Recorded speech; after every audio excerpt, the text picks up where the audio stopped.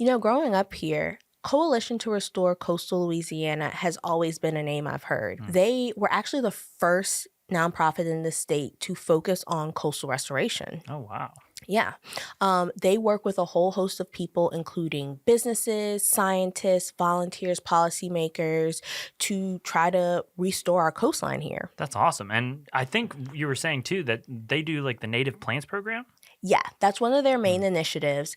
And through that initiative, it was started in 2000. They have restored 45 acres along our coastline by planting native plants back in the Wow, wetlands. that's 25 years of a lot of land covered. A lot of work. Yeah. Best part is the volunteers don't just plant plants and that's it. They also teach them cause and effect. They get to learn more about the environment and the Mm. coastline itself and how this initiative is changing the coastline. Bringing them in and educating them. I love it. That's Well, what we who's gotta do. educating us today? James Karst from CRCL, he is their communications director. Wow, that's awesome. Well, I'm excited to talk to him. Yeah, we'll bring him out.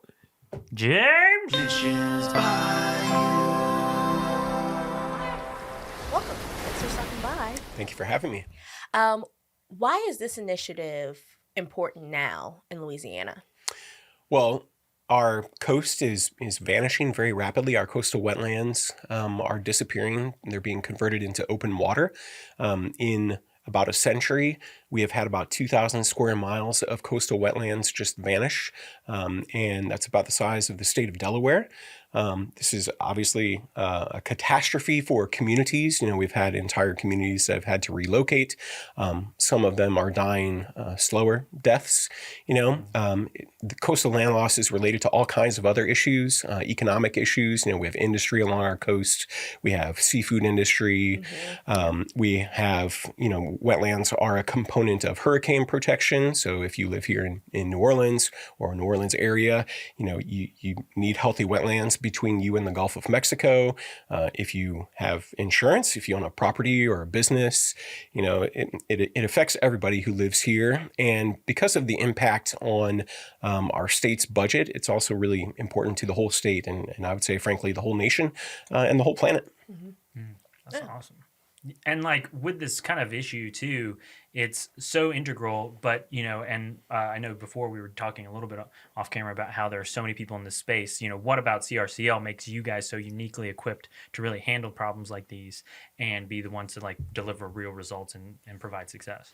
Yeah, I think one of the things that sets us apart is that we work with volunteers and really large groups of volunteers. So, we're constantly bringing new people in, a lot of student groups, but, retirees as well. And because we actively seek people that are new to that space, we are able to talk to them about not only, say, recycling an oyster shell or planting a tree, but talk to them about why we need to do it, and also talk to them about bigger things that are happening, like on the state level, large, expensive, multi-billion-dollar restoration projects.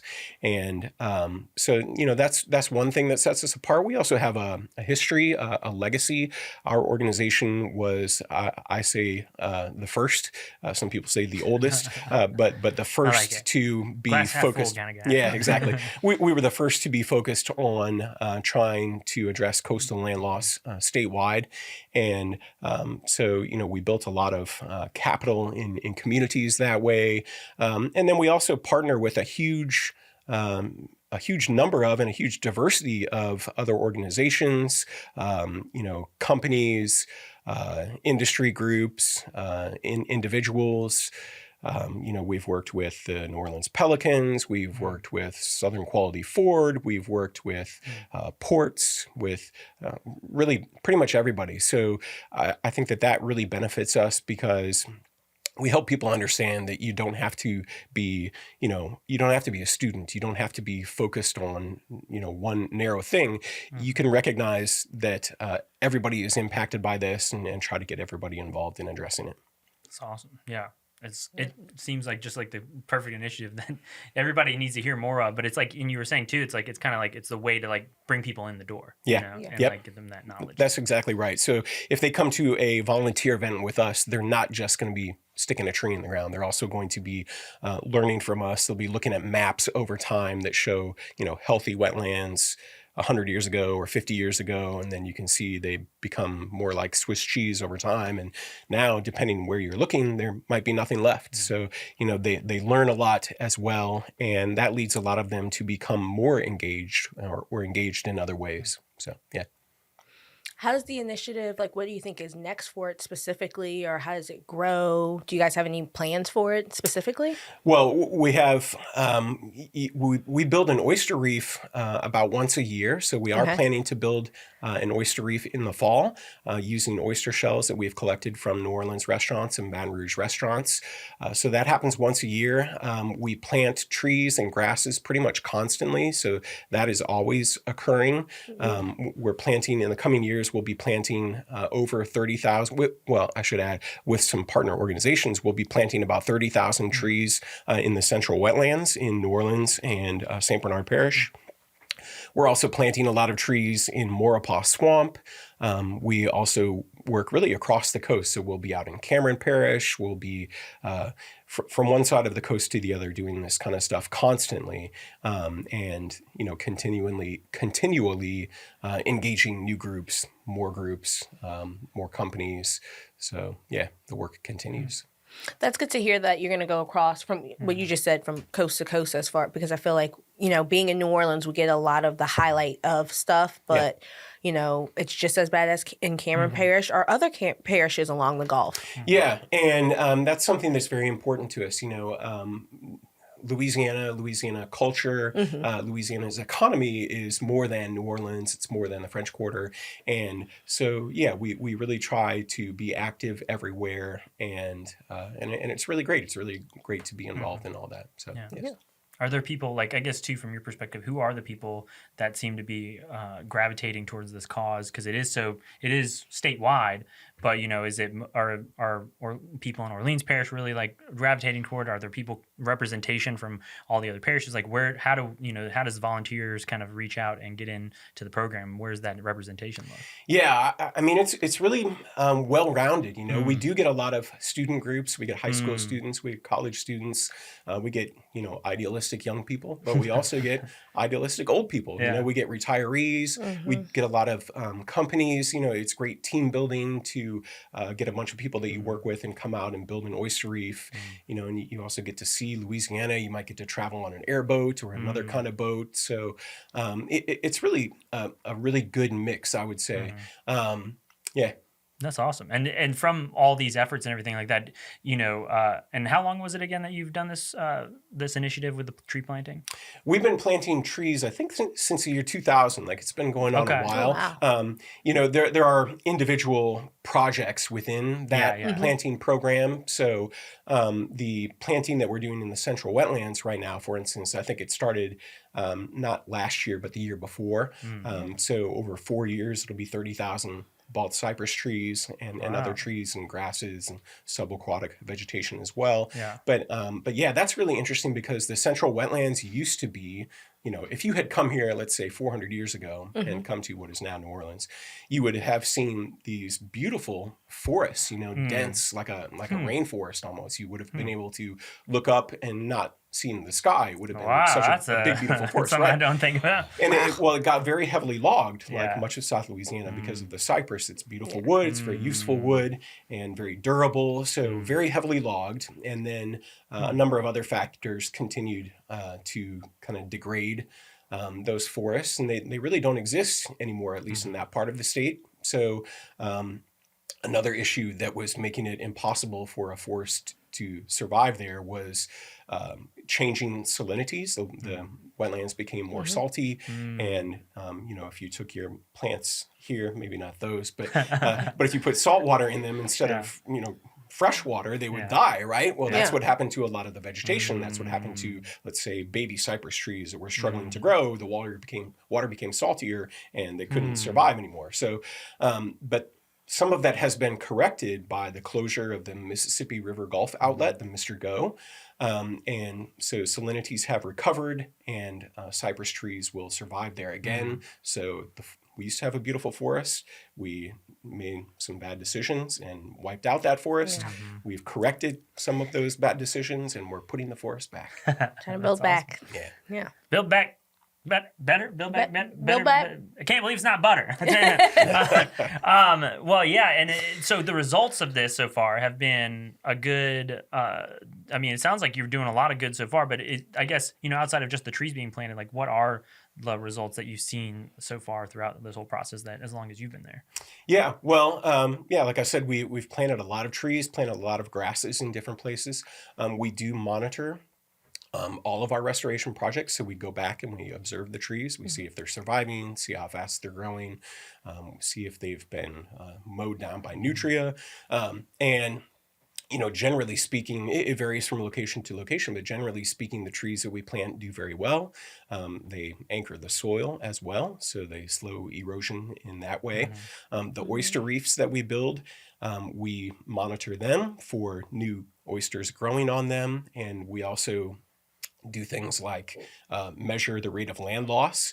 We've observed a 50% reduction in the rate of land loss where we build oyster reefs. Right. So that's great. That's really positive thing. So I would say we've seen great success. The complicating factor is that this is a gargantuan problem. And it cannot be solved simply by planting trees and grasses and building oyster reefs. So we are still continuing to lose land in Louisiana, across Louisiana. There are some maps that show, they show in red areas where wetlands have disappeared, and they'll show green in places where land is growing. Very little green, a lot of red. Yeah. Wow. It's sad because going to school here and obviously in school you're shown maps of Louisiana, and now becoming an adult and seeing what Louisiana actually looks like now. Yeah. It's so disheartening for a multitude of reasons of we should really be showing kids what it actually looks like now so they can be aware to get involved in initiatives like this, but also, what has happened even just in my lifetime to our coastline. Yeah, I was talking to somebody a few weeks ago, and they told me about how they were talking to a kid who was 15 years old or 17 years old, and the teenager told them something like, I remember when I was a kid when there used to be land here. This is a 15 or 17-year-old saying, when I was a kid, there used to be land. It's funny because the generational divide happens quicker now. It's funny because it's funny to hear someone that young be back in my day, but it's also really upsetting to think of back in your day, how quickly there's been a geographical change that in your lifetime you can clearly see the difference. Yeah. You can go onto a boat in certain parts of South Louisiana, and you'll look at your GPS, and it will indicate where there's land, you're approaching land, and you'll look up and you'll see there is no land, and so it is heartbreaking and disheartening, absolutely. But I think it can be empowering to tell people that there are things we can do about this. We don't have to just watch our house burn down. We can try to stop it. Yeah. It's awesome. We don't want to end up like Waterworld. That's all I'm saying. Yeah. Who stars in that movie? Kevin Costner. Yeah. And it was a box office bomb, was it not? Oh, yeah, it was bad, real bad. I didn't see it. But it was who was the villain in that? It was Dennis Hopper. Oh, wow. Okay. Yeah. Good old classic. Great acting. Yeah, bring it back, Yeah. That's what I wouldn't mind them being around New Orleans, but less water, just the actors, just the energy. Yeah, just bring Kevin Costner back. We'll take less water. Give California our water. We'll take, Kevin Costner. That'd be a good trade. But and then what's the future look like for this program? Yeah, I mean, hopefully the future looks like a lot more success, a lot more trees in the ground, a lot more oysters back into the water. We would like to see people, the public, engaged, attending public meetings, talking about how land loss affects them and, what sort of projects they would like to see built or implemented to help them. I would like to see another component of this is the way we live, the houses that we live in. I think if you're building a house now, at least where I live in my part of New Orleans, you're building a house off the ground, and I think that we should be thinking about that in other places that are prone to flooding or prone to disaster. Strengthening your roof, I think, is great. improving the electrical grid. There are many different things that we should be doing, and getting that to actually happen, I think is a great thing to shoot for. Yeah, that's awesome. Yeah. Yeah, and it's like it too with planting trees and everything like that. With this initiative, is there do you have like a timeline with it that you see where you're at in the timeline right now and what that timeline looks like in so many years, or is it just kind of more we're just going to keep doing it and build as we go? Yeah, I would say we don't really have an end date on this. There's no like master plan, like give me Well, I mean, the state actually has a master plan of projects that it wants to okay. build over the next Yeah. 50 years. But even that, there's going to continue Right. to be new master plans after Right, that. yeah. This is unfortunately a problem that is not going away. The ground is literally sinking because of subsidence, and the sea level is rising. So things are not going to become corrected overnight. Even if drastic things were to happen, we would be losing our coastal wetlands for decades to come. Yeah. That's awesome. And is it just like what are some of the plants that we can expect to plant? I mean, I know you mentioned cypress, but what are the other plants for all those plant heads out there? What plants are those? Yeah. I wish I'd brought a list of them, but we yeah, let's plant, take it. You need us to Google something. Let's go. we plant grasses, including spartina. We plant, like I said, bald cypress trees, which is the state tree, the beautiful trees. Yeah. We plant some water tupelo. We plant mangroves. A variety of different trees and plants. We do focus mostly on native plants. Right. Not entirely. I mentioned mangroves. Mangroves are not native, but they did arrive here relatively recently, but I think without significant human intervention. I think they just sort of spread here. So, yeah. As someone aspiring to be a gardener, a plant head, Oh, as you call really? them, Okay. I'm proud of myself for knowing most of those plants. Oh, So, all right. yeah. Yeah, Okay. I've heard of that. Yeah, I know that. Yeah. I'm very fledgling. I have 4 herbs Okay. currently. Okay. Just What are 4. they? They are fennel. Okay. They are parsley. They are oregano, and they are mint.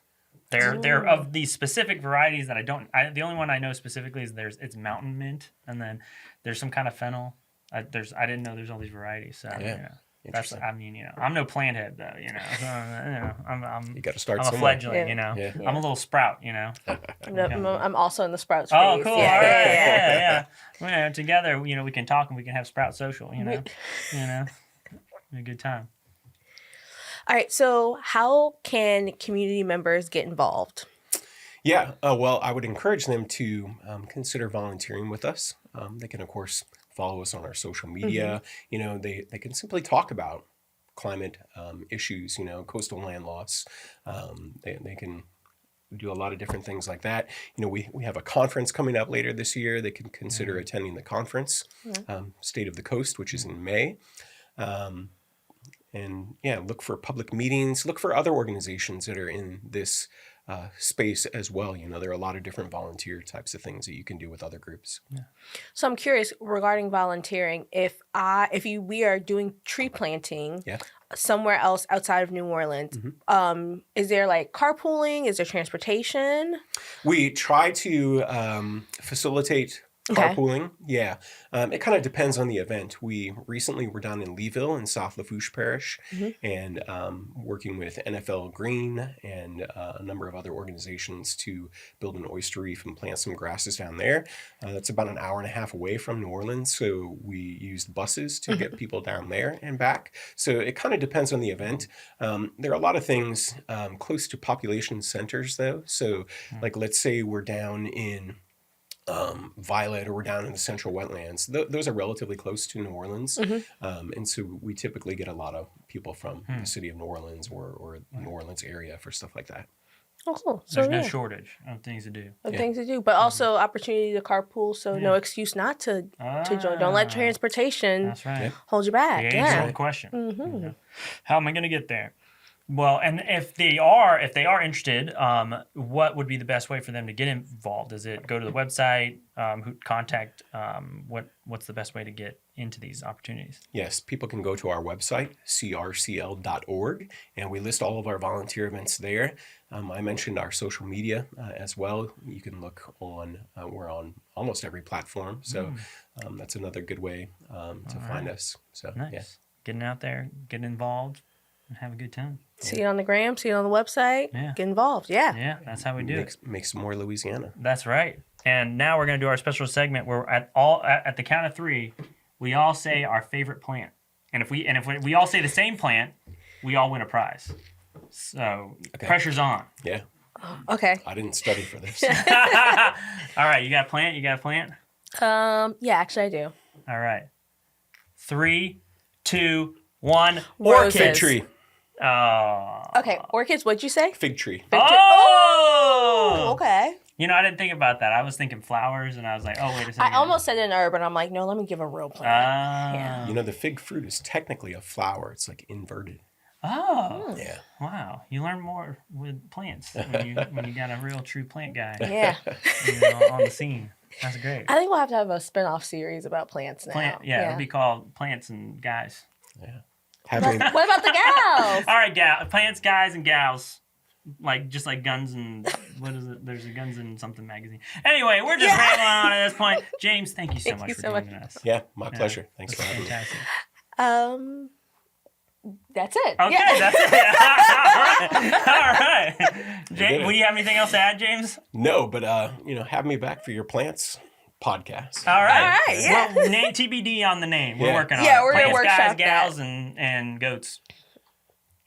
Okay. Okay, Goats you're will- cut I'll leave it off. to you. Hey, you're a writer. You got something in the tank. Well, I did think plants, guns, and ammo. Is that what you were going Yeah, for? guns and ammo. Yeah. I don't know about that one, but it is Louisiana. Maybe it could happen. I It mean, would help us with SEO in Louisiana. listen, Yeah. I mean, you're not. It's all about. It's you know how it is. You got to rope them in with something that they think they want, but Yeah. then you give them what they really want, which is plants. Which is plants. Yeah. Came for the guns and ammo, stayed for the plants. Yeah, exactly. Thanks for listening to Missions Bayou, powered by Comfy Stone. If you enjoyed this episode, be sure to follow the podcast wherever you listen. And if you're watching on YouTube, don't forget to subscribe and drop a comment, letting us know your thoughts and who you'd like to hear from next. We'll see y'all next time.